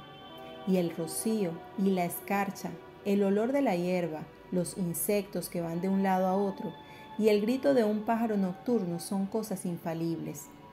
Su ciencia es simple. Y lo maravilloso que aprendí de ellos, entidad, es que ¿sabías que en su inmutabilidad no articulan ni una palabra? El sol no miró hacia abajo y me dijo, Ramta, tienes que adorarme para poder conocerme. Ni tampoco me dijo, Ramta, despierta, es hora de contemplar mi belleza. Estaba ahí cuando yo lo miraba. Eso es el principio. Eso nunca te fallará. Eso te enseñará una verdad más limpia y más clara que cualquier cosa que haya sido escrita por el hombre. Había un gran bosque en el norte. Escogí, y así fue en verdad, a los que tú llamarías mis guerreros más feroces, y a algunos de ellos, muy ancianos y tranquilos, aún les rechinaban los dientes, y me los llevé a una larga marcha, que duró 80 días según tu cómputo, hacia un bosque en el norte. Caminaron hasta el centro de la espesura, y yo encontré el árbol más grande del bosque. ¿Sabes qué tan grande era? Puse a una legión entera a su alrededor, tomados de las manos como niños pequeños. Se sintieron humillados y rodearon el árbol. Ya sabes, los bufones se tropezaban una y otra vez con las raíces y miraban si alguien les estaba observando. Hice que se tomaran de las manos como niños pequeños. Y tomarse de las manos, tú sabes, era algo despreciable. Yo caminaba a su alrededor y me reía de ellos. Les levantaba las faldas y me reía de ellos. Miraba sus piernas estiradas y mi espalda estaba contra las suyas. Y luego miraba por encima del hombro, preguntándose qué sería lo siguiente que les haría el Ram. Les dije, ¿pensáis que este es un gran árbol? Y todos estuvieron de acuerdo en que era un gran árbol. ¿Qué es lo que tiene este árbol que vosotros no tenéis? Y ellos todavía, ocupados en tomarse las manos y no ponerlas en sus caderas, se tambaleaban y hablaban entre dientes, y me miraban de arriba abajo, preguntándose qué haría yo en el momento siguiente. Ni siquiera estaban pensando en el árbol. Di una vuelta otra vez, saqué mi espada y puse la punta en sus traseros. ¿Qué tiene este árbol que vosotros no tenéis? Y los pinché bien, uno por uno, para que me prestaran atención. Y uno dijo, este árbol es más alto que nosotros. Esa era una buena respuesta. Y otro dijo, nunca he visto un árbol de esta manera, así que para mí es un árbol nuevo. ¿Qué es lo que sabe este árbol que vosotros no sabéis? Y uno dijo, pero Señor, un árbol no piensa, no tiene intelecto. Y yo le dije, ya sé que no. ¿Piensas que todas las cosas necesitan un intelecto? Tú, bárbaro. Y le dije, intenta ver la copa de este árbol. Y tendría que haberlos visto a todos con sus cabezas para atrás esforzándose por ver. Ahora se había convertido en un juego muy serio para ellos, ya que ahora se trataba de la competencia. ¿Quién encontraría más rápido la respuesta correcta? Y eso es un guerrero para ti, ¿sabes?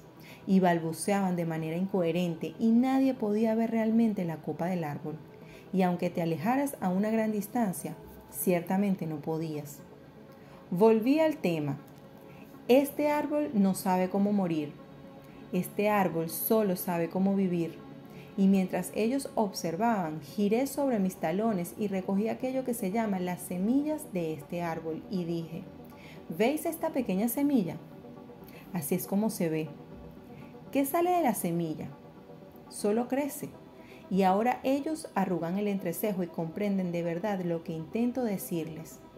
Este árbol estaba aquí antes que la madre de la madre de la madre de la madre de la madre de la madre de vuestra abuela.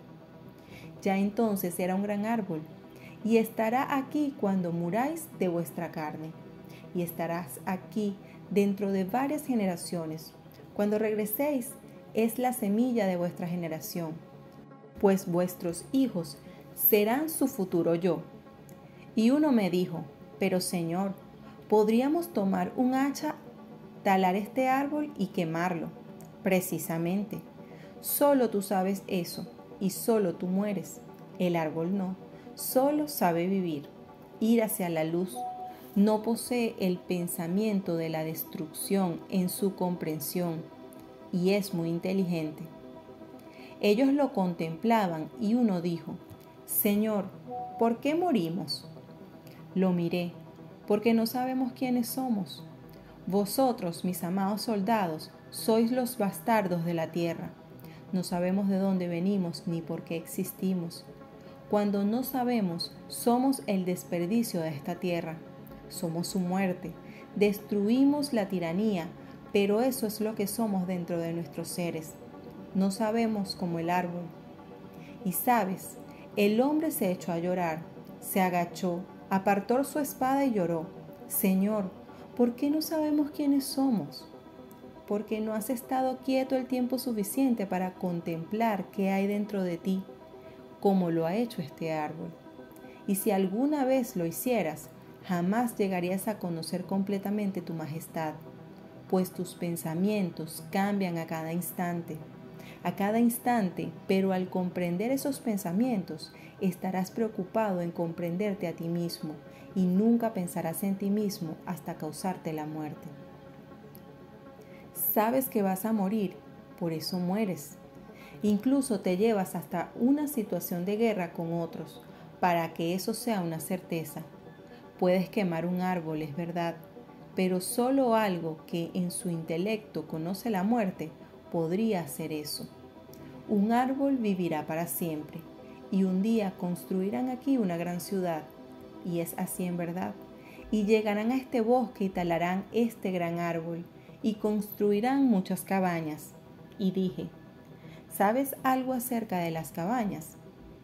Vivirán más que la gente que las construyó, así que el árbol seguirá viviendo. Observé todas estas cosas, el más puro de los maestros, los elementos. Los elementos sobrevivirán mientras que el hombre muere, eternamente. Cuando contemplé al Padre en toda su brillantez, hubo dos cosas que me hicieron creer en la vida perpetua. El sol, al que yo llamaba Ra, su advenimiento de gloria en los horizontes y su viaje a través de todos los cielos que terminan en la esfera oeste, y pasaba a su sueño y permitía que la belleza exquisita de la luna y su pálida luz viniera danzando por los cielos para iluminar la oscuridad de maneras misteriosas y maravillosas. A pesar de todo eso, también aprendí que la voz silenciosa del Padre, el Sol, aunque no se lo tiene en cuenta, controlaba sutilmente la vida. Todos los que eran valientes y aguerridos o hacían la guerra entre sí y planeaban bacanales para su deleite, las terminaban cuando el sol se ponía. Y cuando vi a una anciana abandonar este plano, aferrándose fuertemente al tosco lino tejido que había hecho para su hijo, que había muerto, ya hacía tiempo, la vi, maestro, morir a la luz del sol de mediodía. Y la vi, se iba de su cuerpo en ahogados golpes de llanto, y vi cómo la anciana empezaba a marchitarse en la luz, y su boca se contrajo para abrirse en una expresión horrorizada, y sus ojos vidriados miraban a la luz sin perturbarse. Nada se movió, excepto la brisa en su viejo cabello, y miré a la mujer que había dado a luz al hijo que murió.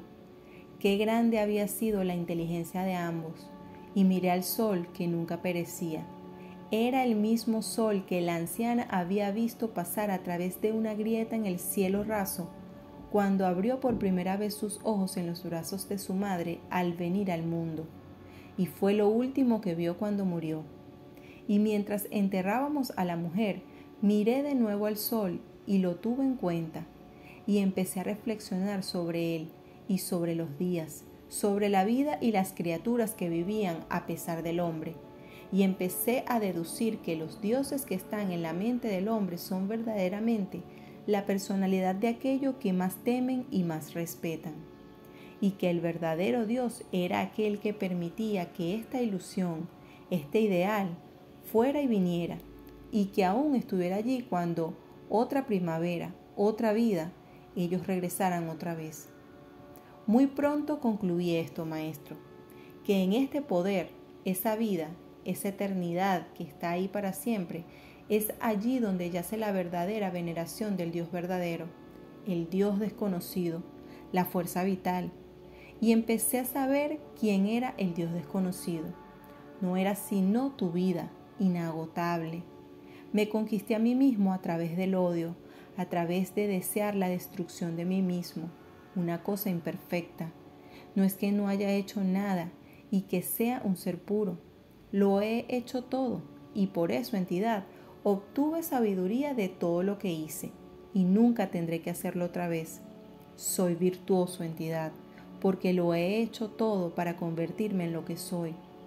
¿Cómo sabes lo que es el amor, entidad, sino cuando has odiado? ¿Cómo sabes lo que es la vida, sino cuando te encuentras a punto de morir y el sol saldrá a pesar de tu muerte y las aves ni siquiera te mirarán? No sabes eso hasta que llegas al momento del entendimiento. Cada momento florece con el entendimiento. No hay nada que me haya enseñado el hombre, nada sobre la iluminación. Iluminación significa conocimiento. El conocimiento de algo se convierte en la iluminación sobre algo. Lo de ahí afuera es lo que me enseñó. Cuando me di cuenta de qué y quién era el Padre por medio de un pensamiento elevado, ya no deseaba consumirme y morir como la anciana, ni ver morir a tantas entidades valientes de mi ejército.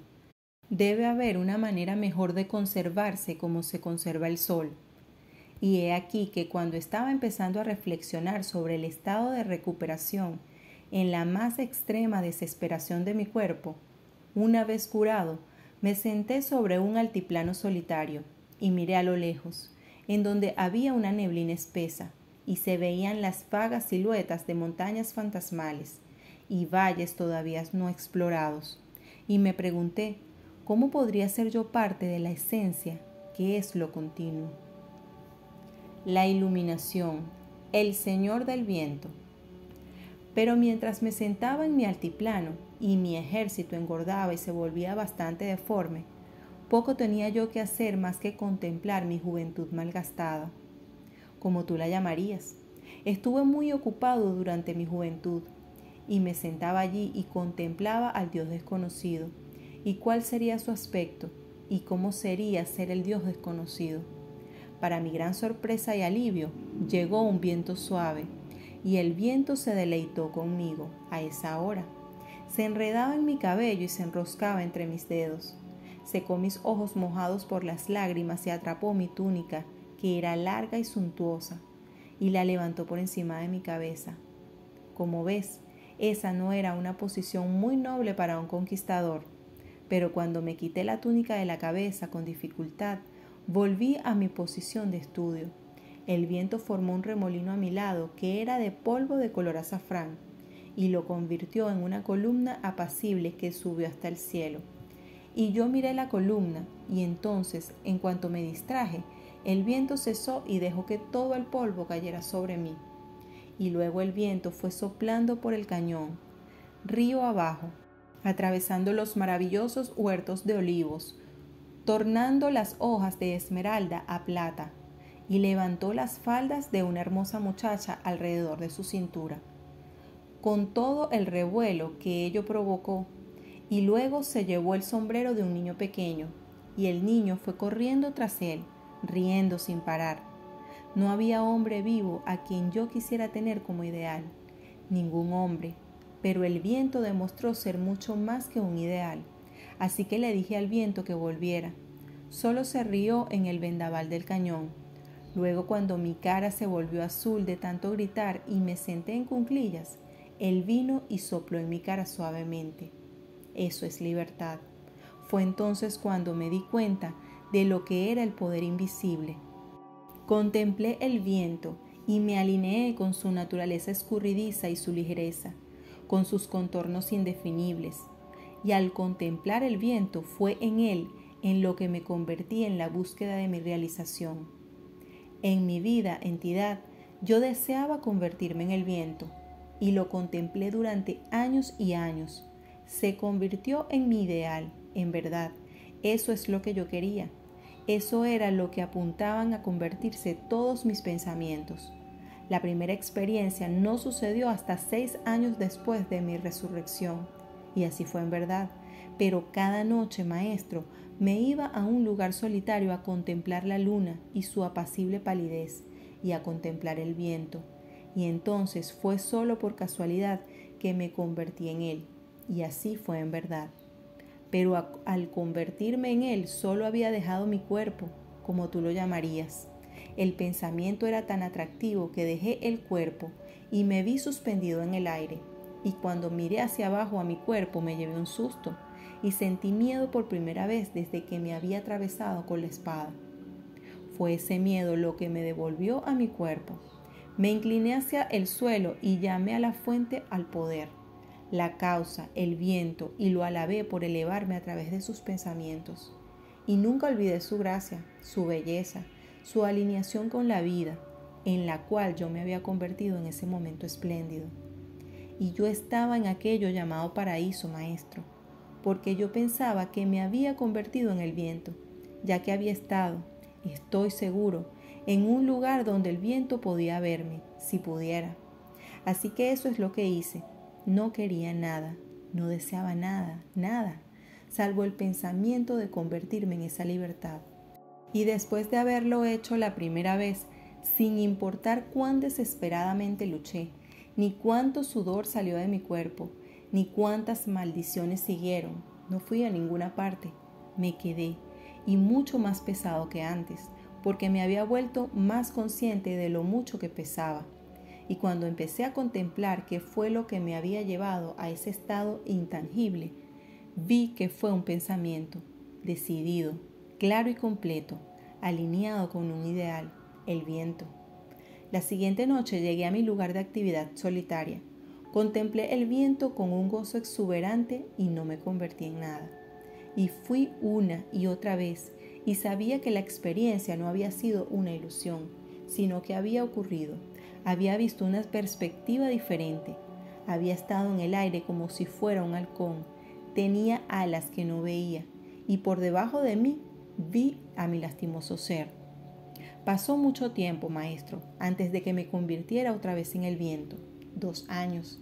Después de ese suceso, según tu cómputo del tiempo. Y el suceso, y así fue en verdad, ocurrió no al contemplar el viento, sino entrando en lo que se llama un sueño apacible. Alabé a la fuente, al sol, a la vida, al polvo de color azafrán, a la luna, a las estrellas, a los suaves olores del jazmín.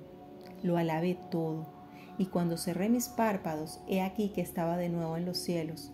Yo era el viento. Me demoré mucho para darme cuenta una vez allí de cómo ir a otros lugares, y me quedé fijo incansablemente por encima de mi cuerpo durante largos periodos de tiempo. Y entonces se me ocurrió, y si así fue en verdad, que la entidad llamada Katy estaba en una situación muy peligrosa, porque él, que era un personaje robusto, amante de las mujeres y de la bebida, que contaba historias exageradamente solo para agregarles encanto, estaba atrapado en una situación difícil. Desde mi punto de visión, vi cómo la vida se escapaba de él, maestro, y para llegar hasta Katy y soltarle el talón del estribo que estaba atado al caballo en el instante en el que mi pensamiento estuvo con él, allí estaba yo, en un abrir y cerrar de ojos. Le solté el talón del estribo, Me paré por encima de él y le deseé lo mejor. Él pensó que estaba soñando. Aprendí a viajar al instante.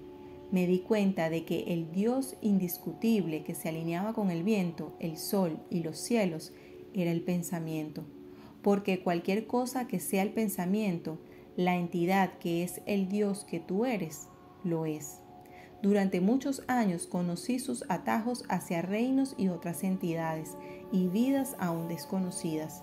Visité, y así fue en verdad, las llamadas civilizaciones en el nacimiento de su futuro. Aprendí los caminos de mis amados hermanos que me seguirían, Maestro, en su llegada a este plano para descubrir la fuente. Verás, cuando llegas aquí no tienes memoria, puesto que estás atrapado en el ego, que pertenece al cuerpo de ahora. Cuando aprendí estas cosas, Maestro, empecé sin demora a enseñarles a mis amados hermanos sobre la fuente.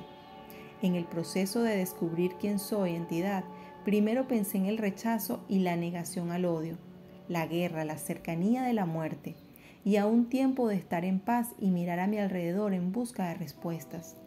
Jamás pregunté nada a nadie. Jamás pedí a mis soldados sus opiniones sobre nada. Solo me pregunté a mí, solo a mí. Ellos podían preguntarse a sí mismos si querían unirse a mi opinión, pero yo siempre estuve correcto en todo lo que hice.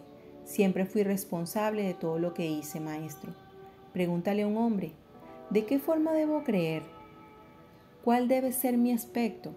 ¿En qué debo creer? ¿Cómo debo vivir?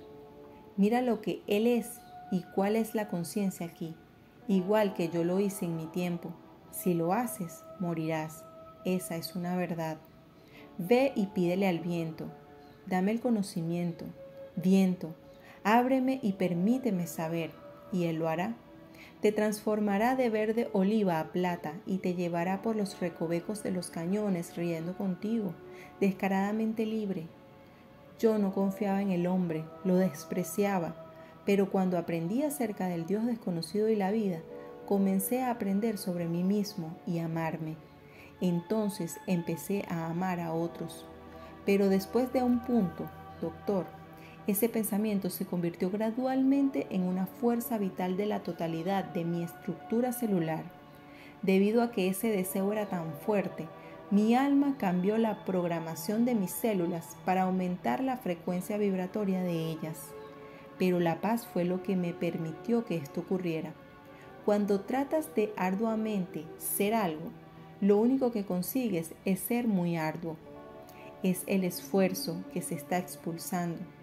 Jamás perdí de vista ese ideal, ni olvidé la sensación de aquel momento cuando por primera vez me miré por encima de mi cuerpo insignificante. Pero fue la paz, doctor, que fue de aquí hasta aquí, y ahí comenzaron a funcionar los controles. Todas mis glándulas se transformaron. Aquello se llamaba la pituitaria.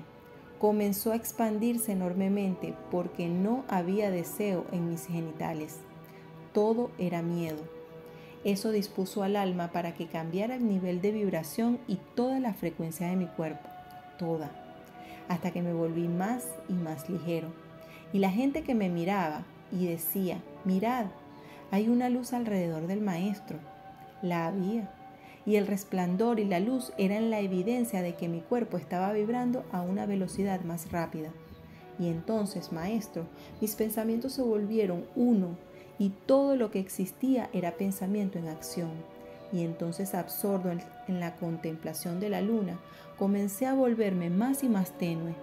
Y una noche, entidad, llegué hasta donde estaba la luna y ya no hubo más miedo. Estaba lleno de júbilo y alegría. Lo que yo había hecho, entidad, no tenía precedentes y aún así regresé, pero solo para aguardar ansiosamente el ver si podía hacerlo una y otra vez. Y lo hice. Se convirtió en una expectativa, como el respirar lo es para ti, pero requirió todo ese tiempo programar al alma para que dejara que ocurriera. ¿Lo ves? Las personas se sientan y piensan acerca de esto y ser lo otro, y después, si no lo son, en el segundo siguiente se dan por vencidas y se sienten frustradas. No tienen paciencia, porque el pensamiento debe trascender la emoción y la emoción debe pasar por la totalidad de la configuración física. Así es como se hace. Ahora, de ningún modo estoy diciendo que esto te llevará a ti tanto tiempo como me llevó a mí. Yo era un hombre ignorante, tú eres culto. Lo que se necesita es aceptarlo. Tú lo sabes. No existe la duda, tú lo sabes. Eso es lo que crea la emoción en el alma, que produce el cambio en la estructura física y hace que ocurra.